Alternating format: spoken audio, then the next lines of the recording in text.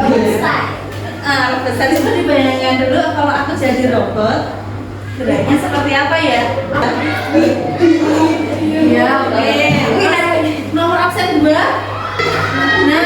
salah dulu mau tanya dulu. Tadi pagi ya, ketika berangkat ke sekolah. Coba anak-anak ingat kembali perjalananmu dari rumah ke sekolah. Melewati apa saja? Bangunannya apa saja? Rumahnya siapa saja? Kalau pohonnya apa saja? Coba diingat-ingat. Arahnya kemana? Belok kanan kah? Belok kiri kah? Banyak. Nah, tujuannya apa? Anak-anak itu nanti setelah ikut belajar KKA pada hari ini mampu menyusun perintah yang logis itu masuk akal. Perintah yang logis dalam menyelesaikan masalah sehari-hari dengan kode atau simbol. Manfaatnya apa? Kalau kita belajar tentang berpikir komputasional ini, karena di masa depan besok itu salah satu kemampuan yang paling dibutuhkan ini ya kemampuan berpikir komputasional. Harus kritis, terus menyadari pola-pola supaya bisa memecahkan masalah itu dengan lebih cepat. Tuh, terus dunia semakin digital, kemajuan teknologinya semakin besar, makanya anak-anak juga ikut dalam pembelajaran KKA ini sebagai salah satu upaya bisa mengikuti perkembangan teknologi. Nah, anak-anak nanti kita akan bermain peran ya dalam kelompok kecil. Nanti misalnya dibagi ya, ini kelompok 1, kelompok 2, kelompok 3. Nanti ada berapa tugas? 2 tugas.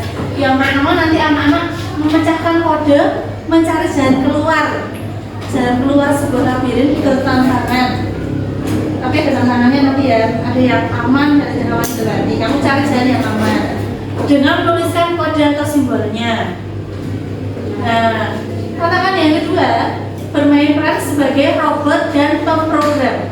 Kalau robot itu yang bisa berjalan, bisa bergerak dengan adanya perintah. Bisa nggak dia nggak diperintah jalan sendiri? Tidak ya. Kecuali kalau robot AI ya, zaman sekarang sudah ada teknologinya ya. Tapi kan sekarang kita belum ada AI-nya ya ini ya. Kita kan manusia ya. Jadi diperintah oleh orang lain. Nah, nanti yang memberikan perintah itu namanya adalah pemrogram. Nah, yang namanya pemrogram itu memberikan perintah dengan kode atau simbol. Jadi nanti ditulis terus anak panah kemana, terus dia baru jalan gitu. Jadi tidak boleh berkomunikasi perintahnya. Nah, nanti sampai nggak misalnya robotnya diminta mengambil bunga dari sana. Kan kamu nggak mungkin bilangnya, ayo minggu, belum nggak mungkin gitu ya. Jadi kamu memberitahu abah-abahnya hanya lewat pesan teks dengan kode atau simbol saja. Nah, bisa sampai tidak robotnya menuju tujuannya, itu tergantung kekompakanmu atau ketepatan perintahmu pada si robot itu. Itu gimana? Ada bayangan kegiatannya? Ya, oke ya. Bu Guru mau ngetes dulu. Anak-anak sudah pernah membuat teh manis belum? Sudah. Nah, bayangkan kamu itu di rumah punya robot yang baru saja kamu beli, jadi dia tuh belum belajar. Kamu harus memerintah dia supaya dia tuh tahu cara membuat sesuatu. Coba kamu perintahkan robot itu untuk membuat teh manis. Coba.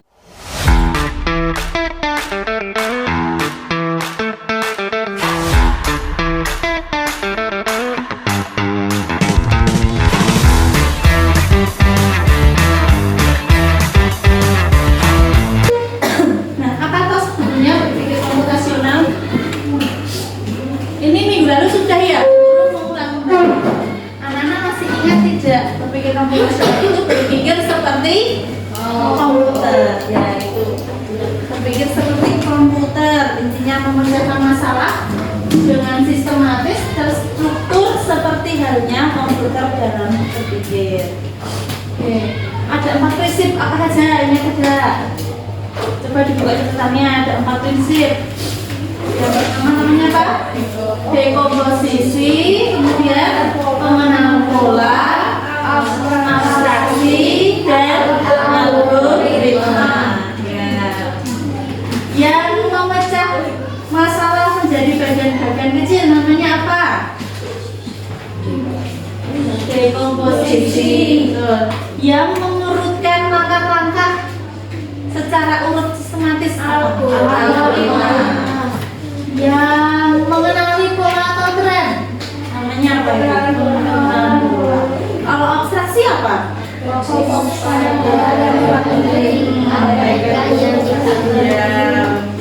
Kemarin sudah belajar itu ya. Jadi dekomposisi itu memecahkan masalah yang besar menjadi bagian-bagian kecil. Contohnya ada tugas membersihkan kelas. Anak-anak membaginya bagaimana kemarin caranya? Ada yang bertugas menyapu, ada apa lagi yang ngepel sendiri, ada yang membersihkan sebelah. Iya, betul, dibagi menjadi tugas kecil. Pengenalan pola. Kemarin contohnya batik ya, batik dan renteng. Kemudian abstraksi, kalau mau jajan es krim, uangnya tinggal 2.000, nggak usah ngeliatin yang 5.000, nggak bakalan beli gitu ya. Nah, terus algoritma ini seperti teh tadi, menyusun langkah-langkah membuat teh manis, itu juga contoh algoritma. Kenapa kok harus urut ya? Kalau nggak urut nanti sudah ada tehnya, sudah dituang airnya, nggak ada gelasnya. Airnya kemana ya? Airnya jatuh ke kakimu, jangan-jangan panas sekali dan sebagainya. Jadi tidak bisa menghasilkan hasil yang terbaik jika tidak urut. Makanya harus berpikir dengan sistematis dan urut, gitu maksudnya. Nah, ayo kita lihat video. Ini video tentang robot ya. Udah tahu belum ada robot jalan loh? Ini dari Xiaomi. Oh, kamu tahu ya? Iya, dari Xiaomi. Aku nggak bisa, sebentar. Saya berjok Xiaomi. Karena sudah pernah.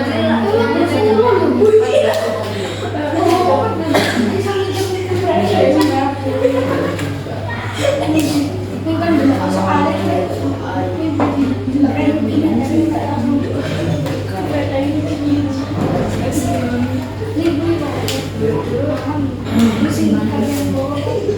Tahukah kamu, ada robot anjing lebih pintar dari anjing sejati?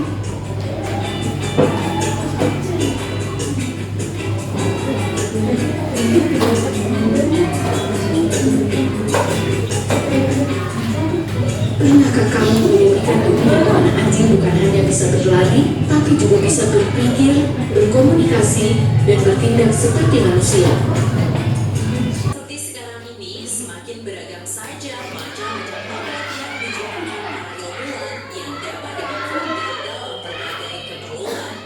Bahkan tidak tanggung-tanggung, robot tersebut ada yang diciptakan sesuai dengan bentuk aslinya. Siap?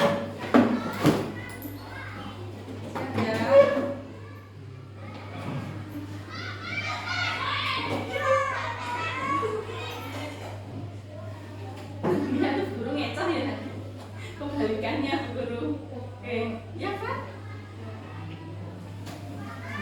Coba dong. Ya.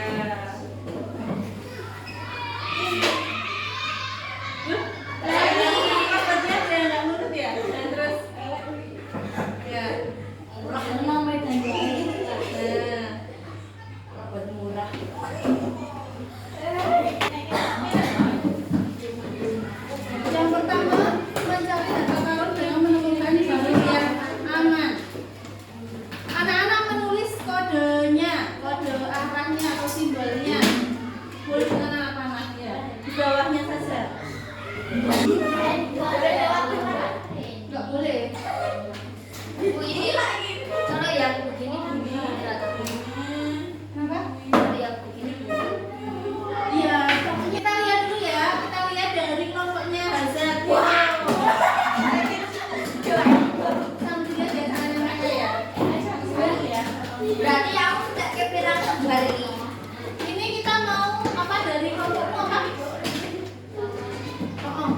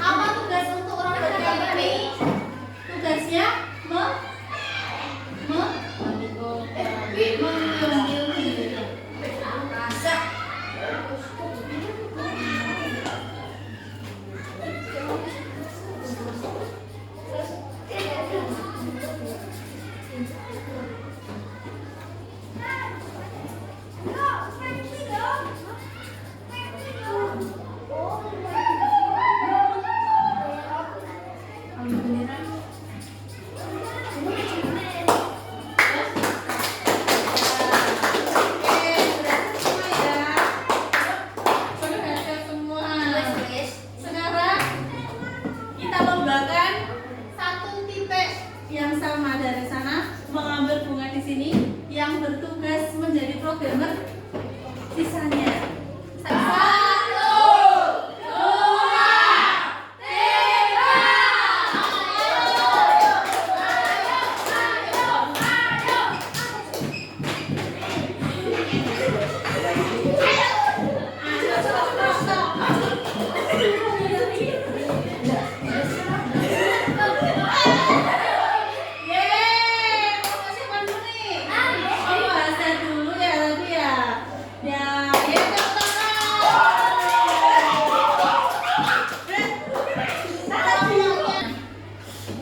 Hari ini kita sudah belajar tentang berpikir komputasional 4 prinsip ya. Tidak semua prinsipnya kita laksanakan. Menurutmu apa yang terjadi jika kamu tadi di dalam kelompok ada kesalahan dalam belok? Sampai tujuan tidak? Masih tersesat ya? Tersesat. Kemudian kenapa penting mengikuti langkah demi langkah secara urut? Biar apa tahu kita harus urut itu? Biar tidak tersesat, ya betul. Bisa mencapai tujuan. Ya. Apa saja yang sudah kita pelajari hari ini? Tadi apa?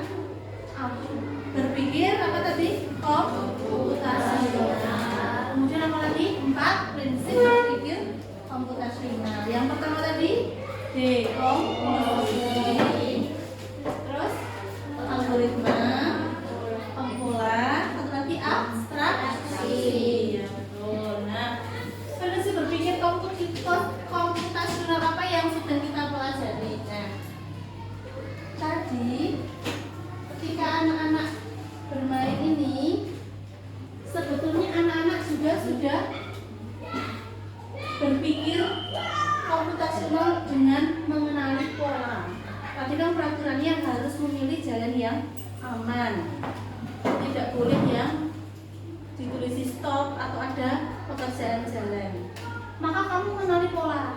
Jika ada tanda seperti ini artinya tidak boleh lewat. Nah, ini namanya pola. Tuh, jadi otak kita sudah mengenali yang boleh dilewati dengan yang tidak boleh dilewati. Kalau tidak ada tulisan stop, boleh lewat tidak? Boleh. Nah, itu namanya kita sudah mengenali pola. Berarti kita sudah menggunakan pengenalan pola dalam memecahkan masalah. Kemudian anak-anak tadi sudah menuliskan kode-kode arah ya. Nah, itu namanya apa coba? Dekomposisi, algoritma, apa pola, apa aplikasi yang mana? Nek mengurutkan langkah-langkah. Mengurutkan langkah-langkah. Algoritma, benar ya. Karena kan kalau nggak urut nggak mungkin sampai tujuannya. Menyusun langkah demi langkah ya, demi langkah demi langkah. Oke. Ya, terima kasih. Lanjut. Nah, apa yang paling menantang dalam kegiatan belajar kita tadi? Yang paling menantang pas kegiatan apa? Pas apa? Pas ngapain?